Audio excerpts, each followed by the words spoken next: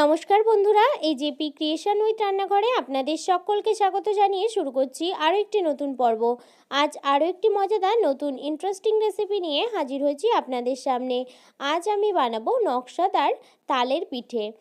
চলুন তাহলে আর বেশি দেরি না করে রেসিপিটি শুরু করা যাক। আর রেসিপিটি শুরু করার আগে প্রত্যেকবারের মতো আপনাদের কাছে একটাই অনুরোধ, ভিডিওটা একটু স্কিপ না করে প্রথম থেকে শেষ পর্যন্ত দেখতে থাকুন এবং রেসিপিটি ভালো লাগলে অবশ্যই একটা লাইক করে চ্যানেলটিকে সাবস্ক্রাইব করে রাখার অনুরোধ রইল। রেসিপিটি বানানোর জন্য প্রথমে আমি একটা তাল নিয়ে নিয়েছিলাম। সেই তালটাকে ভালো করে আড়া বার করে নিয়েছি, অর্থাৎ তালের পাল্পটা ভালো করে বের করে সেঁকে নিয়েছি। সেঁকে কিন্তু আমি কড়াইতে গরম হতে বসিয়ে দিয়েছি। এটাকে কিন্তু ভালোভাবে অনেক সময় ধরে ফুটিয়ে নেব। আর দিয়ে দিচ্ছি এখানে একটু নুনটা দিয়ে ভালো করে একটু কিছু সময় কিন্তু ঘন করে নিতে হবে। আর দিয়ে দিচ্ছি স্বাদ মতো চিনি। দেখুন বন্ধুরা, এই পর্যায়ে তালের পাল্পটা কিন্তু আমার পুরোপুরি ঘন হয়ে গেছে। আমি এবার চালের গুঁড়ো দিয়ে দেব। যতটা পরিমাণ চালের গুঁড়ো লাগবে ততটা পরিমাণ কিন্তু চালের গুঁড়ো দিয়ে দিতে হবে। দিয়ে ময়দার মতো কিন্তু একটা ডো বানিয়ে নিতে হবে।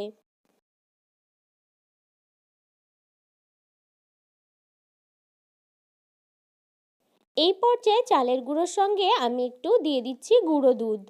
দিয়ে ভালো করে কিন্তু মাখিয়ে নেব, মাখিয়ে ডো বানিয়ে নেব।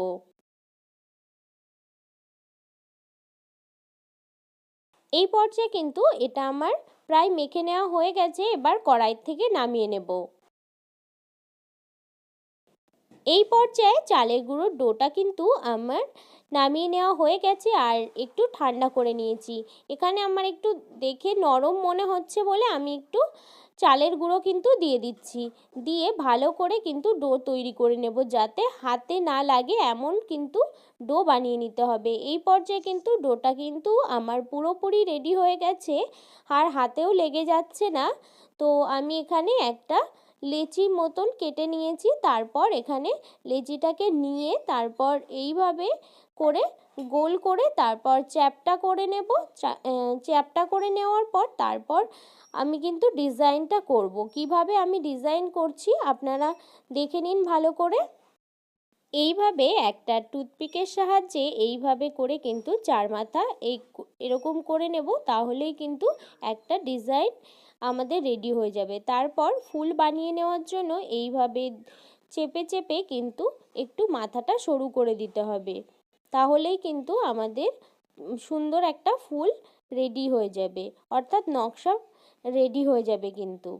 তারপর এইভাবে কিন্তু আবারও টুথপিকের সাহায্যে ডিজাইন করে নিতে হবে, তাহলে কিন্তু দেখতে খুবই সুন্দর লাগবে।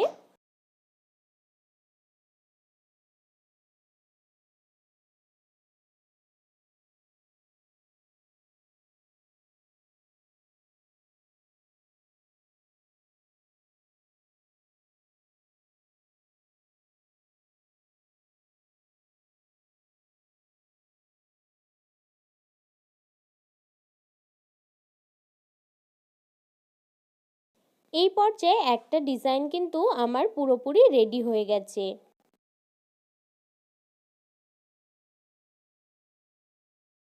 তারপর আবারও কিন্তু একটু লেচি টাইপের নিয়ে এখানে ওই একইভাবে গোল করে আবারও চ্যাপ্টা করে নেব। চ্যাপ্টা করে নিয়ে কিন্তু আরও একটা ডিজাইন আমি বানাবো। দেখে নিন কিভাবে ডিজাইনটা বানাচ্ছি।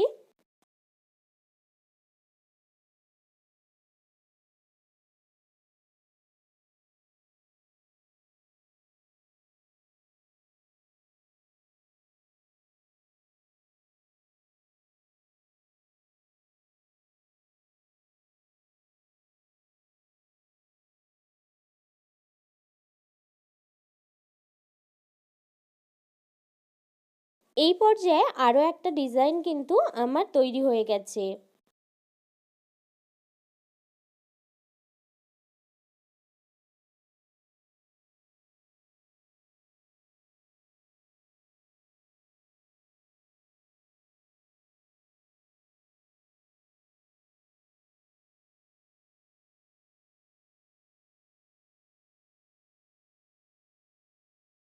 এইভাবে করে আবারও কিন্তু 4টে এরকম দাগ দিয়ে নেব টুথপিকের সাহায্যে। তারপর মাঝখানে একটু ছিদ্র করে দিলেই কিন্তু শিউলি ফুলের একটা ডিজাইন তৈরি হয়ে যাবে।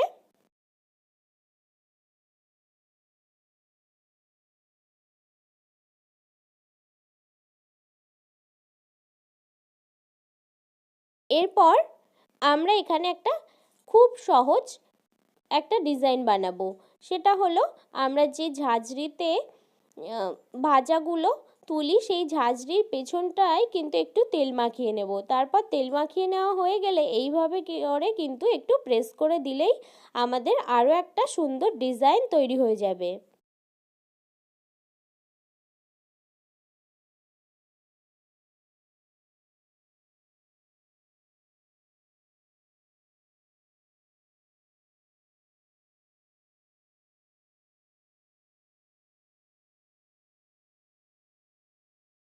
সবশেষে আরও একটা ডিজাইন আমি এখানে বানাচ্ছি। সেই ডিজাইনটা পাতার একটা শেপ দিয়ে নেব। পাতার শেপ দিয়ে কিন্তু পাতার মতো একটা ডিজাইন আমি বানিয়ে নেব। এইভাবে লম্বাটে করে নিয়ে তারপর কিন্তু পাতার শেপ দিয়ে নিতে হবে প্রথমে ভালো করে। তারপর আবারও কিন্তু ওই একই টুথপিকের সাহায্যে এইভাবে মাঝখানটা করে একটা লাইন টেনে দিতে হবে। তারপর যেভাবে আমরা পাতা তৈরি করি সেইভাবে করেই কিন্তু পাতার ডিজাইনটা করে নিতে হবে।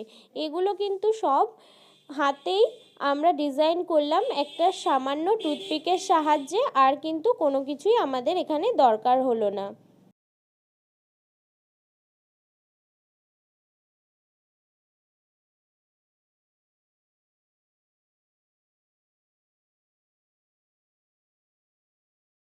এই পর্যায়ে সমস্ত ডিজাইনগুলো কিন্তু আমার বানিয়ে নেওয়া হয়ে গেছে। দেখুন বন্ধুরা, দেখতে কিন্তু কত সুন্দর লাগছে, খেতেও কিন্তু খুবই ভালো লাগে।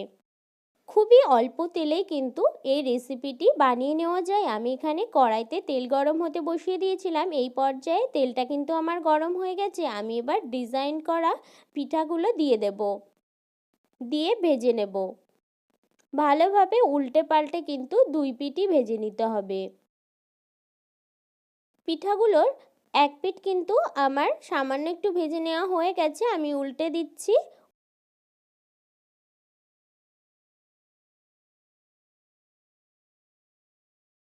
দেখুন বন্ধুরা, এই পর্যায়ে কিন্তু পিঠার দুই পিঠই কিন্তু আমার ভেজে নেওয়া হয়ে গেছে।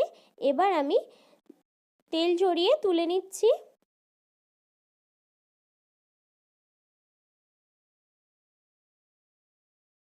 ওই একইভাবে কিন্তু সমস্ত পিঠাগুলো ভেজে নেব। দেখুন বন্ধুরা, এই পর্যায়ে কিন্তু তালের নকশা পিঠেগুলো আমার রেডি হয়ে গেছে। এই পিঠাগুলো খেতে কিন্তু অসম্ভব মজাদার লাগে।